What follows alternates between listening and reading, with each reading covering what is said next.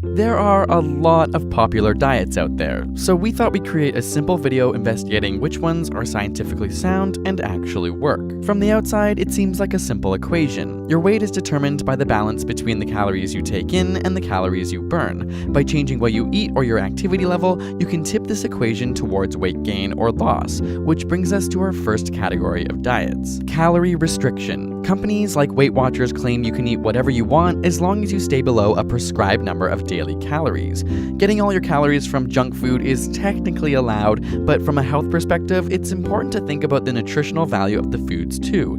If you don't, you risk heart problems, nutrient deficiencies, and chronic health issues. Calorie restriction with optimal nutrition or CRON diets generally reduce their caloric intake by 20% while still meeting the daily nutritional requirements. For example, instead of having a whole apple, a CRON dieter might just have the apple skin, which contains most of the nutrients. If used properly and not excessively, calorie restriction can be a safe and effective tool for weight loss. Next up is carb restriction. Many diets like the South Beach, Atkins, or Zone diet suggest that carbs are the enemy of the fit body you've always dreamed of.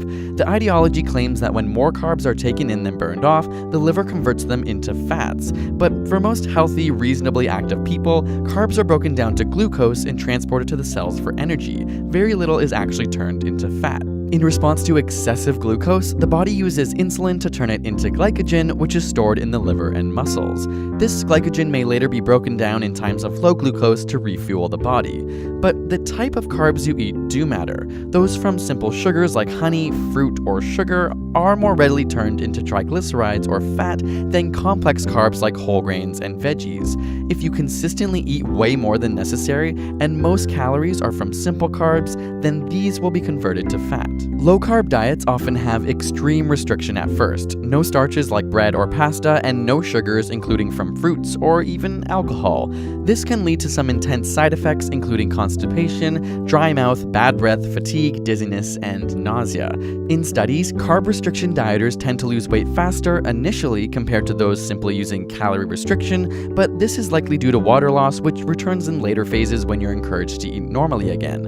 On top of this, the Atkins diet, for example, promotes caloric intake from high-fat and high-protein sources, which means meats, cheeses, cream, butter, and losing weight? Sounds pretty good, right? But many doctors show concerns over the high intake of saturated fat, that it may lead to more bad cholesterol and therefore an increased risk of heart disease. Some claim these diets are dangerous and unhealthy given that they promote the limitation of foods like carrots, sweet potatoes, or apples that provide the body with important micronutrients and vitamins. Instead, people require supplements, which the body is not able to absorb as effectively as vitamins, minerals, and micronutrients in whole foods. Then there are high-protein diets. The main principle is that protein-rich foods are not as easily broken down by the body and take more energy to digest than carb-rich food. This means you won't feel hungry again as quickly, and you're more likely to run a caloric deficit than if you ate the same number of calories from carbs. The paleo diet, for example, suggests that 10,000 years ago agriculture was introduced, and the human diet changed from hunter-gatherers eating primarily meat, wild fruits, veggies, and nuts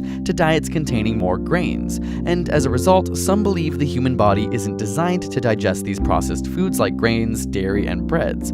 Some also believe that grains lead to inflammation-related health problems, but this is largely untrue except in the case of people with celiac disease. But because of its straightforward guidelines, many find it easy to follow, and it does promote more nutrient absorption. However, as paleo cuts out all grains and legumes, we lose an important source of dietary fiber necessary to keep our bowels running smoothly. Not to mention, the high protein leads to nitrogen production, meaning stinky farts. Add to that constipation, which allows your digested material to sit longer in the large intestine and continuing to decompose and, yep, even smellier farts. There's another class of diets we might call the just stop eating diets. Those looking to get slim quick might be tempted to only eat cabbage soup for 7 days, or do the master cleanse diet, which only allows salt water in the morning and a concoction of water, maple syrup, lemon, and cayenne pepper through the day, and a laxative tea at night. But these diets are exceptionally unhealthy. Not only is most of your weight loss from water weight, but there are many side effects such as dizziness, fatigue, dehydration, and nausea.